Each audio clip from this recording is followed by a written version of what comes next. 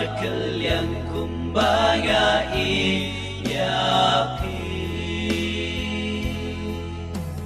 Kajing ikalong kabaya syaslem Kajing ikalong kabasbu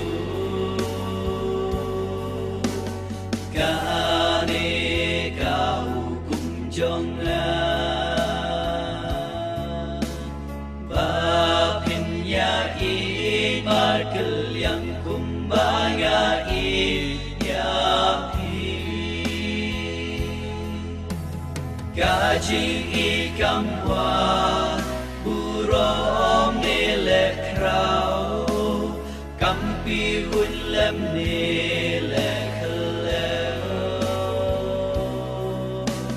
Kane kahukum jongan Bapinnya markelyang kumbaga iyapi Kajing ikamwa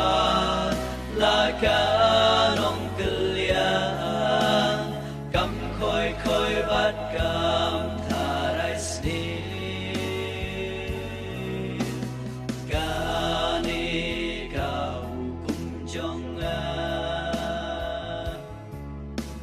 Bapinnya markelyang kumbaga iyapi Kajing ikam kmen Kajing bom ho Kayak men lembah